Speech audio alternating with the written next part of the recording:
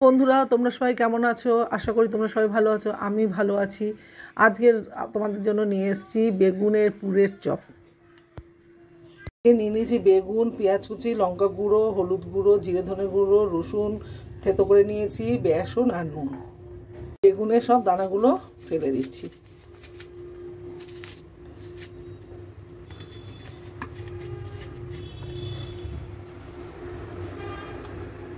ছোট ছোট বেগুন নিয়েছি।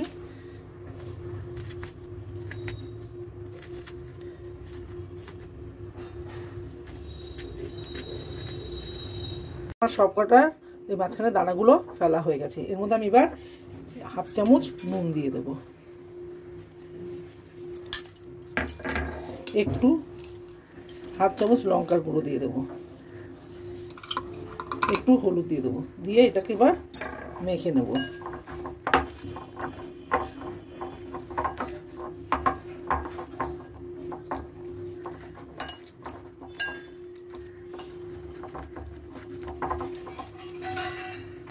এই যে দেখুন, এবার মাখানো হয়ে গেছে।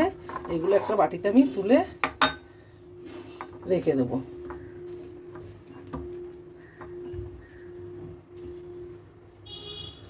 দেখুন, আমি কড়াতে তেল বসিয়েছি, এতে 2-3 চামচ তেল দিয়ে দিয়েছি। দিয়ে এবার তেলটা আমার গরম হয়ে গেছে। আমি এবার এটা রসুন ফোড়ন দিয়ে দেবো। কড়া বসিয়ে দিয়ে কড়াতে একটু তেলও দিয়েছি, 2 চামচ মতন। এবার এটার মধ্যে আমি রসুন ফোড়ন দিয়ে দেবো।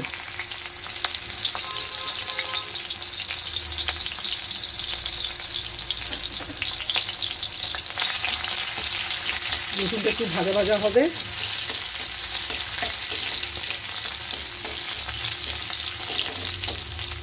খুব ভাজতে হবে না, অল্প একটু ভাজা ভাজা হলেই আমি এর মধ্যে একটু পেঁয়াজ দিয়ে দেবো।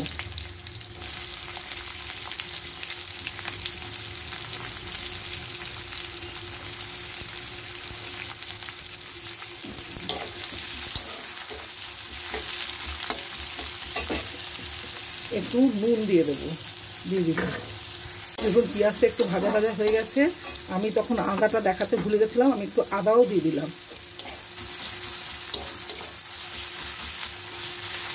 আদাও দিয়ে দিলাম।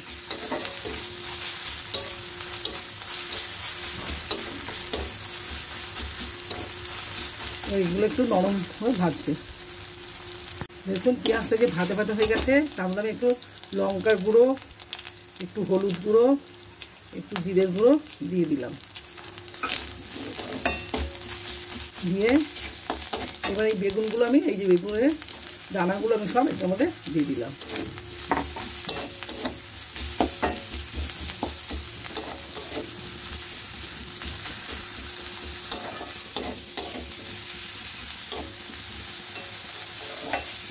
গ্যাসটা কমিয়ে দিলাম। দিয়ে এবার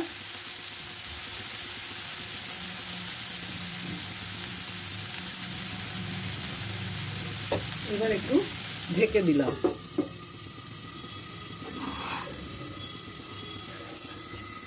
এদিকে কড়াতে বেগুনের দানাগুলো ভাজা হচ্ছে, ওটাকে আমি ঢেকে দিয়েছি। এখন ওটা হতে থাক। এইদিকে আমি হাফ কাপ এই বাটিটাতে একটু জল নিয়ে নিলাম।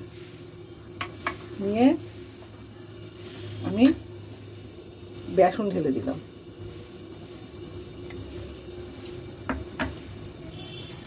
একটু নুন দিলাম।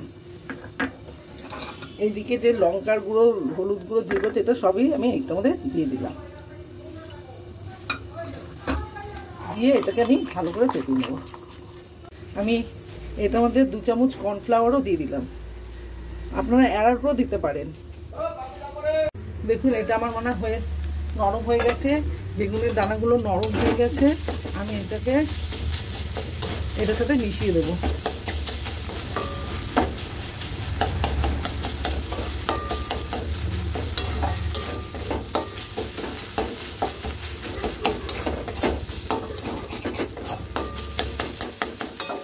মিশিয়ে দিয়ে একটা আলু সেদ্ধ দিয়ে দেবো। দিয়ে এটাকে আবার ভালো করে মিশিয়ে নেব।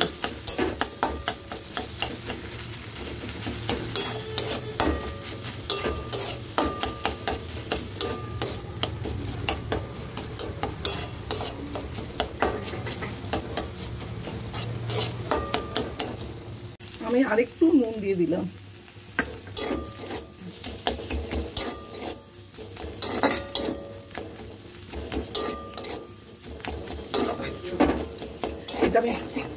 এটা দেখুন এটা হয়ে গেছে, এটা একদম মাখা মাখা হয়ে গেছে। এবার এটাকে আমি নামিয়ে ঠান্ডা করে নেবো। এটা কর্নফ্লাওয়ার আর বেসন দিয়ে এটাকে ভালো করে অল্প অল্প জল দিয়ে মেখে নেব। এটাকে ভালো করে ফেটিয়ে নেব। ব্যাটারটা আমার ফাটানো হয়ে গেছে, এরকম ঘন ঘন একটু হবে। এবার এটাকে আমি 10 মিনিট ঢাকা দিয়ে রেখে দেব। বেসনটা ঢাকা থাক, ততক্ষণে আমি পুরগুলো ভরে নেব।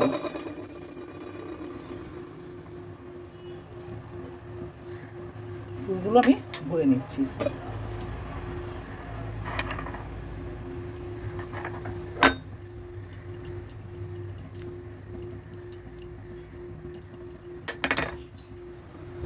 আমার 10 মিনিট হয়ে গেছে। এবার এটাকে আমি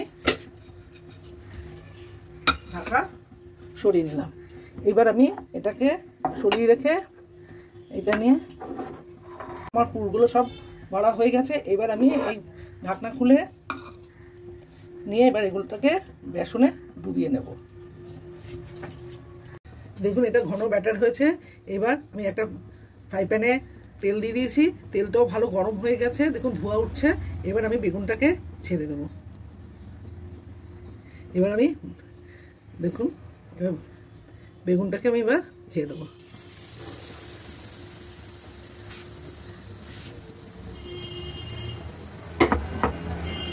বেগুনটার একবার ভাজা হয়ে গেছে, এবার আমি উল্টে দেব।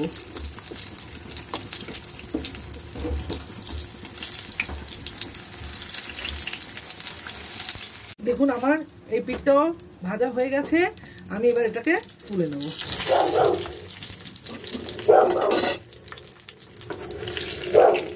বেগুনের পুরের চপ, এটা চা দিয়ে মুড়ি দিয়ে খেতে ভালো এবং টমেটো সস দিয়েও খেতে ভালো লাগবে।